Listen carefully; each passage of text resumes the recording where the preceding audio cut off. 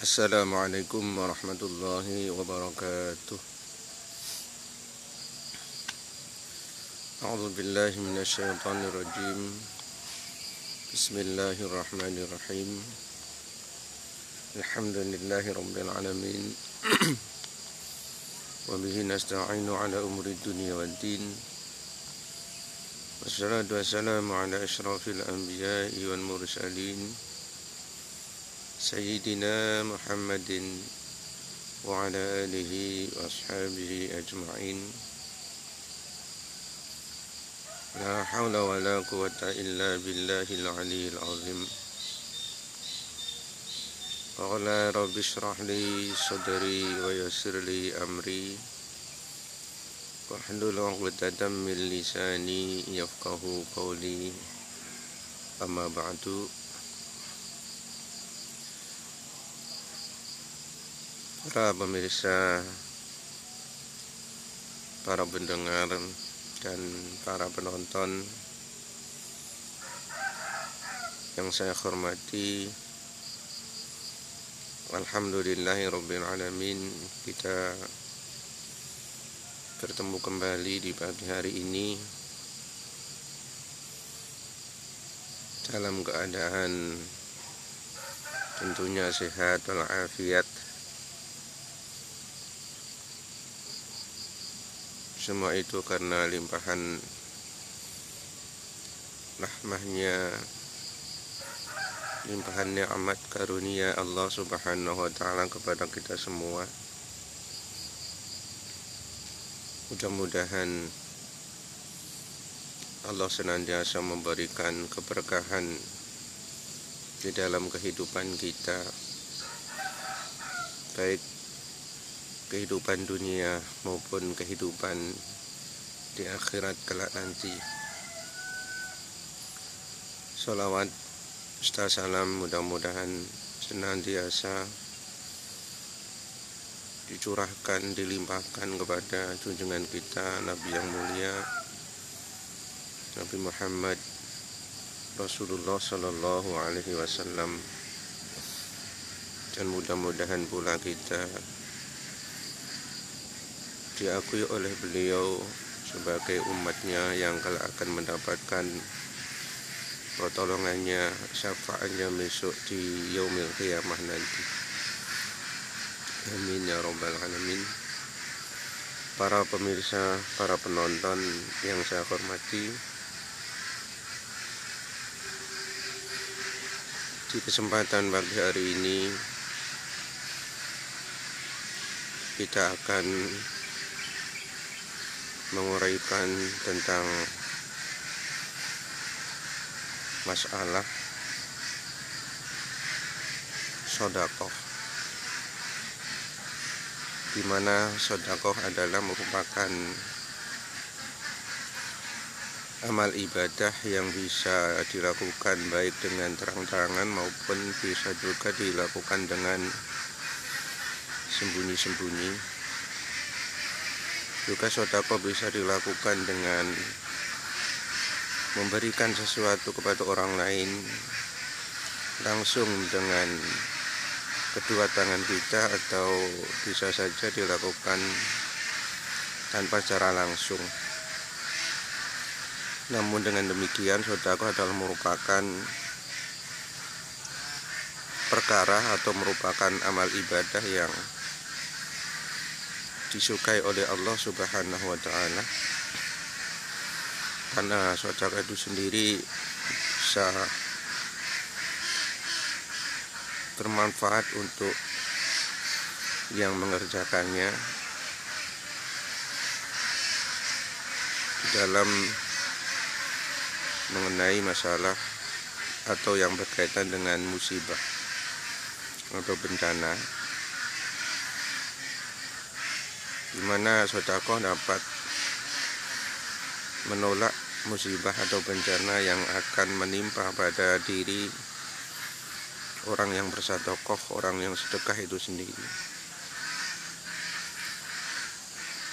Juga sedekah adalah merupakan naungan besok di yaumil qiyamah bagi orang-orang yang tentunya yang melakukan sodakoh itu.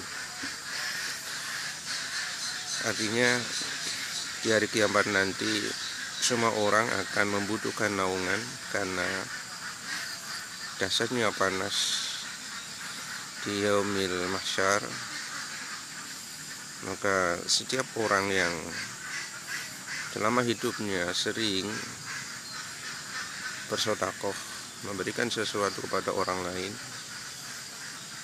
maka amal sedekah itulah yang akan menaungi mereka dari panasnya matahari yang hanya berjarak 1 kilan, sangat dekat dari kepala kita. Maka hanya ibadah atau amal sedekah itulah yang akan menaungi orang-orang yang ahli sedekah selama hidupnya di dunia. Itulah manfaat mungkin dari manfaat sedekah itu sendiri.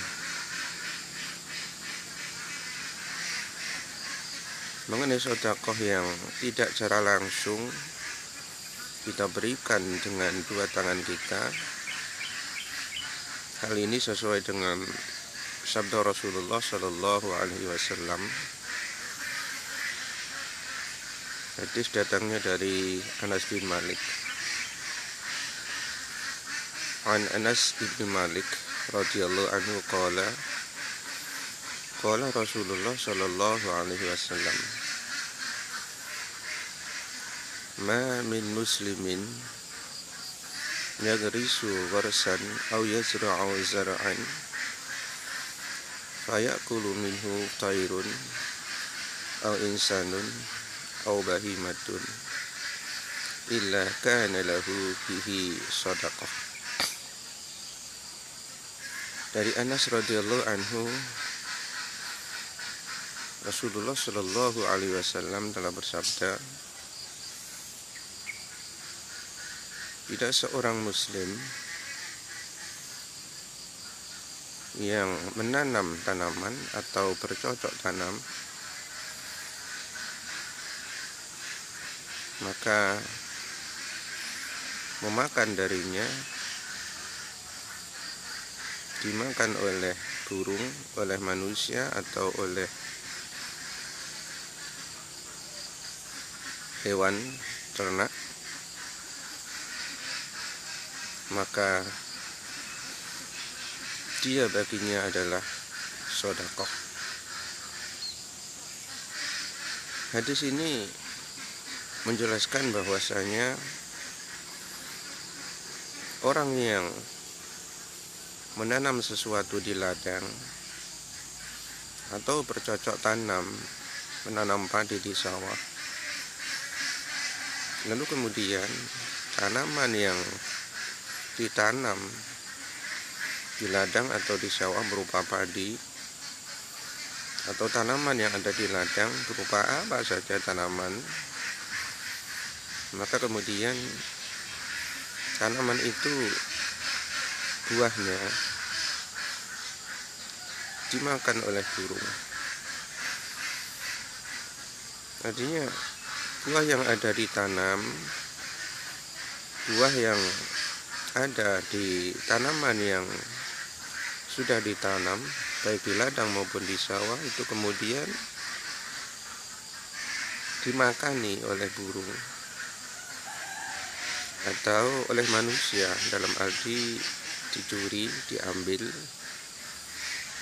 atau hewan ternak semacam kerbau atau yang lainnya. Maka buah yang hilang karena dimakan burung atau karena diambil oleh seseorang, oleh manusia atau binatang ternak yang lainnya, maka apa yang hilang itu adalah termasuk sedekah bagi yang menanam itu sendiri. Inilah sedekah yang tidak secara langsung diberikan langsung dengan kedua tangan orang yang bersedekah. Akan tetapi ini pahalanya sama. Baik sedekah yang diberikan langsung dengan tangan atau sedekah yang seperti itu tadi melalui tanaman kemudian dimakan oleh yang lain seperti burung, manusia atau hewan ternak, maka itu termasuk sedekah yang nilai pahalanya sama, dengan catatan sedekah atau amal sedekah atau ibadah-ibadah yang lainnya ini bisa akan mendapatkan pahala apabila terpenuhi dua kewajiban, dua rukun. Yaitu yang pertama harus dengan diniatkan sedekah. Kita sedekah baik yang secara langsung ataupun yang tidak secara langsung, yang berupa tanaman kemudian dimakan tadi, itu hendaknya itu memang berupa sedekah, tapi niatkan itu semua adalah sedekah kita.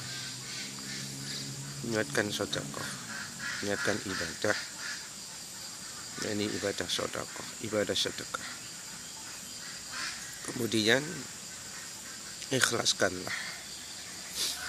Jadi apa yang sudah dimakan, tanaman kita yang sudah dimakan oleh apapun atau hilang, dicuri oleh siapapun,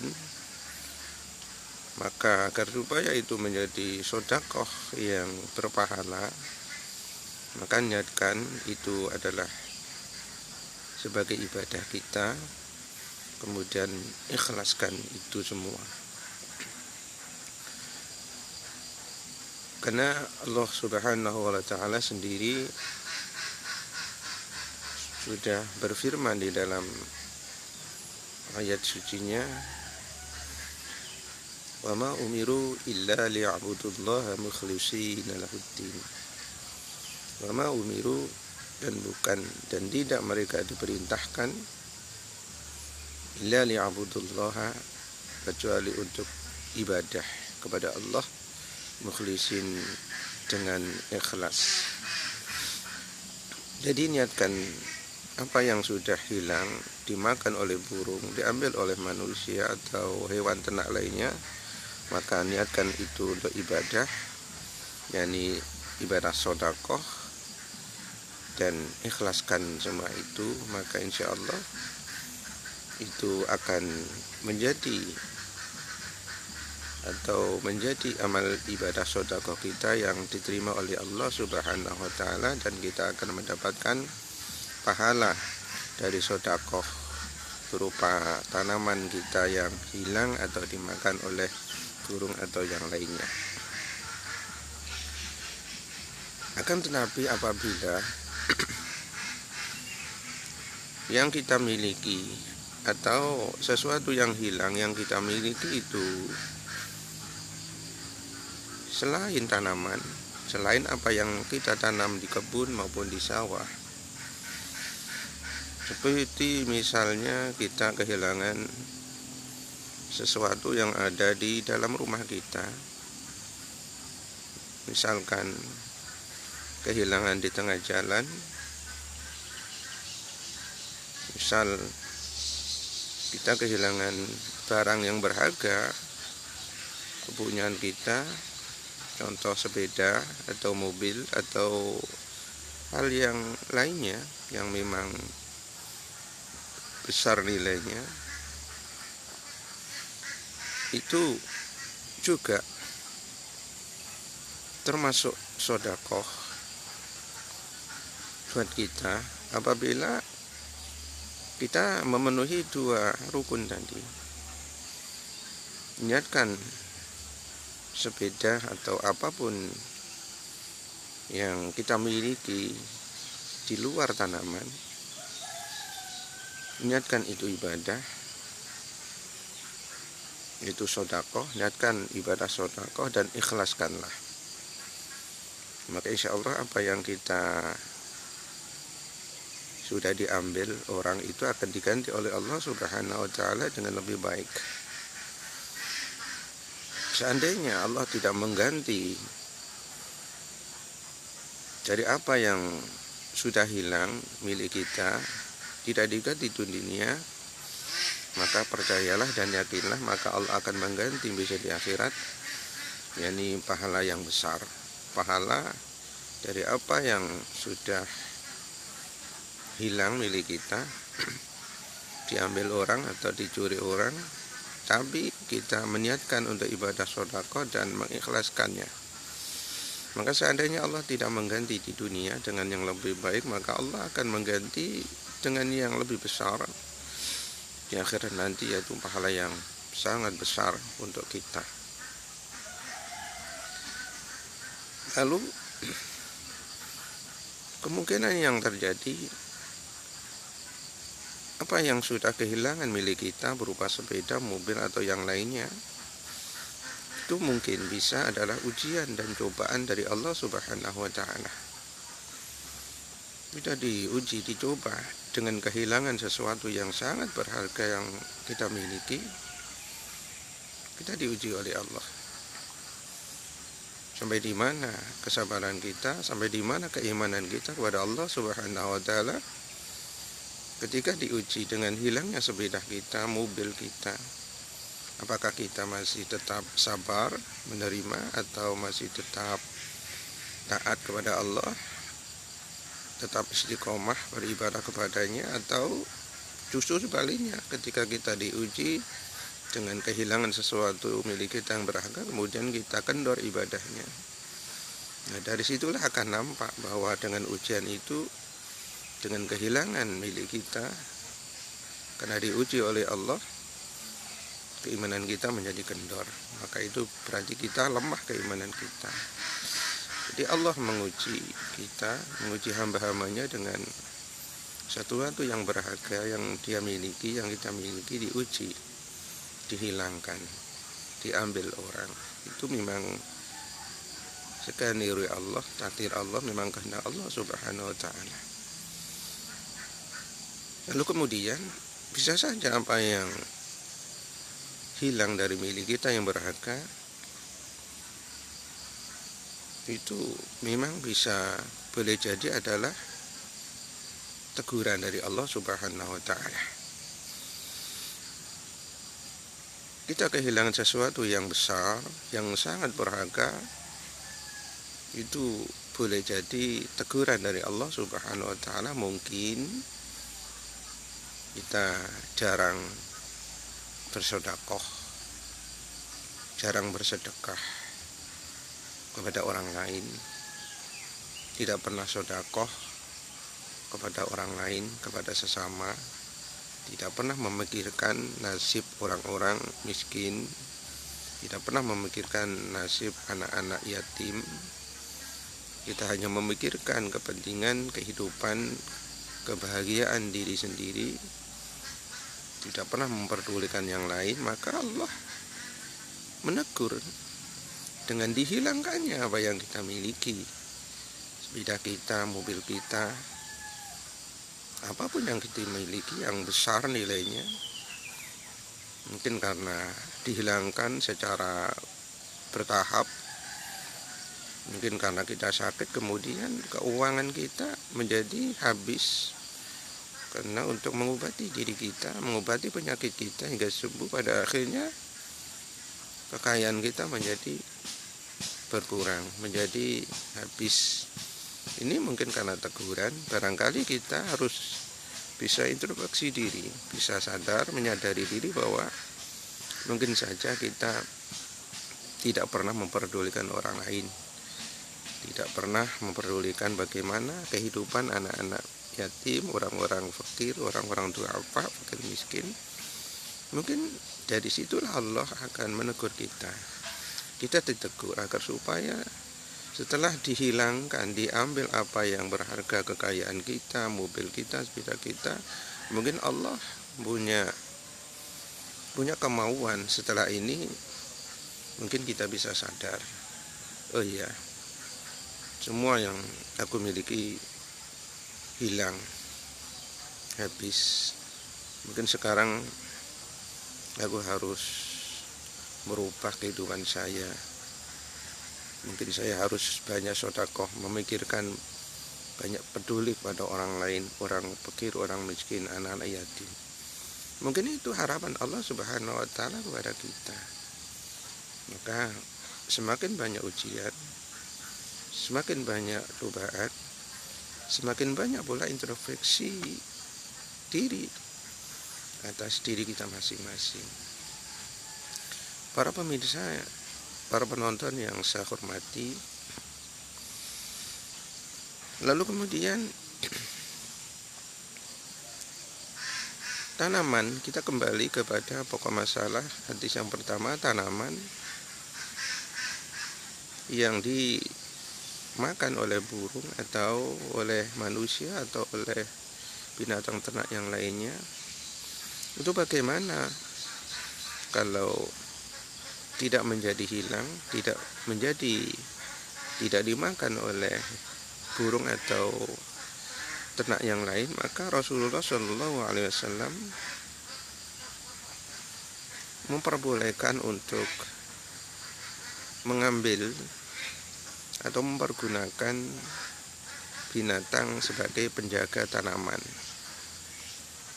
Dalam ini sesuai hadis datangnya dari Abu Hurairah radhiyallahu anhu, an Abi Hurairah radhiyallahu anhu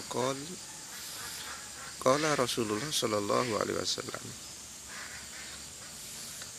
man amsaka kalban fa innahu yanqusu kulla yawmin min amalihi illa kalba harsin aw masyiatin.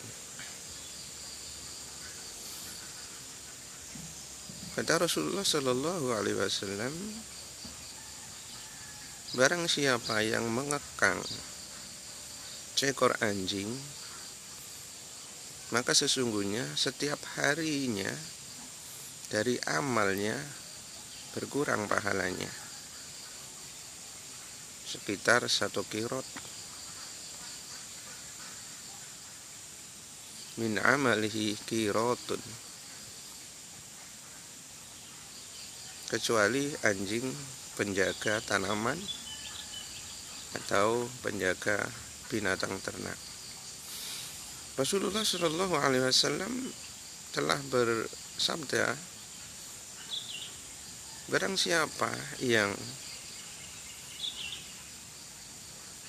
mengekang, dalam arti sini memelihara anjing, maka setiap hari orang yang memelihara itu akan dikurangi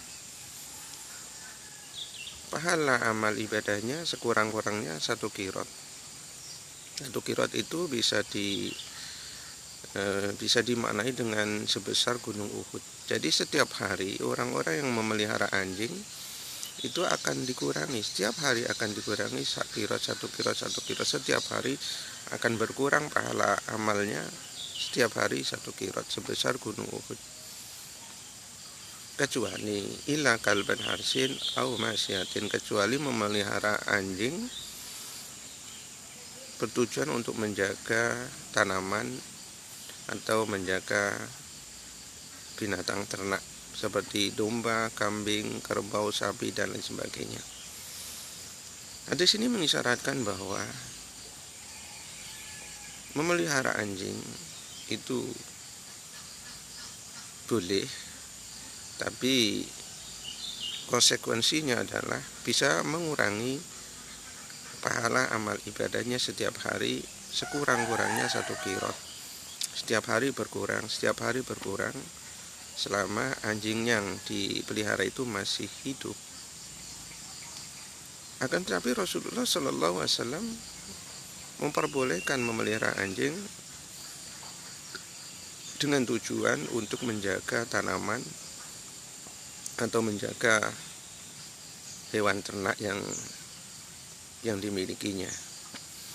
Jadi anjing untuk menjaga domba yang jumlahnya beribu-ribu, atau sapi atau kerbau yang tidak mungkin dijaga oleh si pemilik itu sendiri, Maka dengan demikian memasang atau mengambil seekor binatang yang cerdik, yang bisa dilatih untuk memelihara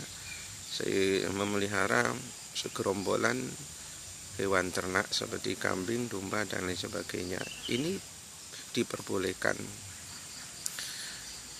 Akan tetapi kita sebagai orang muslim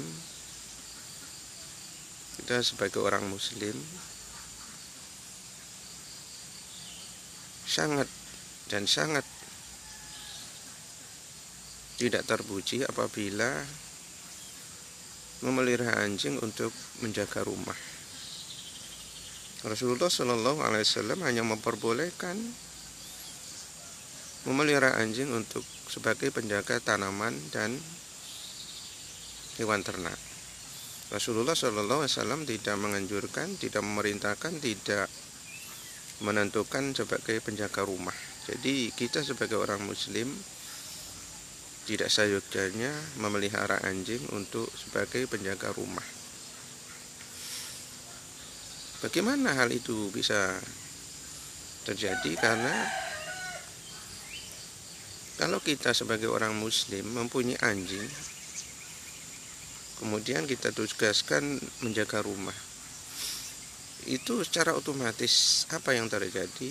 Dan itu pasti apabila kita kedatangan tamu, nutup pintu atau mendekati gerbang, lalu apa yang terjadi? Mesti anjing yang kita jadikan sebagai penjaga rumah itu akan menyambut kita. Maka sangat tidak etis apabila kita bertamu atau sedang didatangi tamu sama orang muslim atau didatangi tamu oleh siapapun, lalu kemudian anjing kita yang menyambut dengan gonggongan yang sangat menakutkan. Ini sangatlah tidak etis. Maka dengan demikian seorang muslim hendaknya tidak memelihara anjing sebagai penjaga rumah. Hanya Rasulullah Shallallahu Alaihi Wasallam memperbolehkan kita sebagai orang muslim memelihara anjing hanya sebagai penjaga tanaman, sawah, padi atau ladang, tanaman yang ada di ladang, kemudian sebagai penjaga piaraan hewan ternak yang kita miliki. Hanya itu saja. Rasulullah tidak mengaitkan sebagai penjaga rumah dan lain sebagainya. Para pemirsa yang saya hormati, inti dari ceramah singkat ini adalah kita hanya berdoa kepada Allah Subhanahu wa taala, mudah-mudahan kita akan dihindarkan dari ujian oleh Allah Subhanahu wa taala berupa kehilangan, berupa penyakit. Akan tetapi apa yang kita lakukan sebelum kita ditegur oleh Allah berupa kehilangan atau penyakit, apa yang kita lakukan sebelumnya, sebelum itu terjadi, sebelum Allah menguji kita dari awal,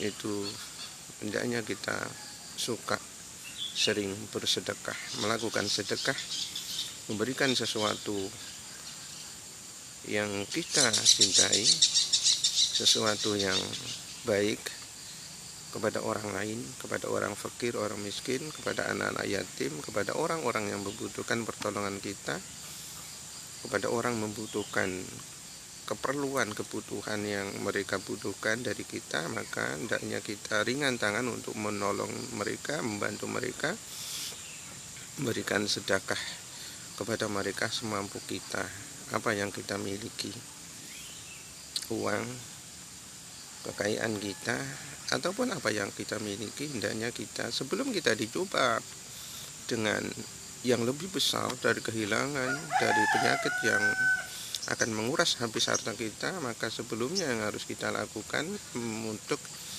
mengantisipasi terlebih dahulu agar supaya Allah tetap menyayangi kita.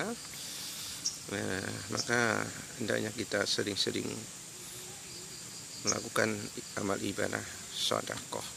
bersedekah, baik sedekah yang kita lakukan secara langsung dengan tangan kita langsung memberikan sesuatu kepada orang lain, atau mungkin kita punya tanaman, punya piaraan, punya sesuatu yang berharga kemudian hilang, maka itulah niatkan ibadah sedekah dan ikhlaskanlah.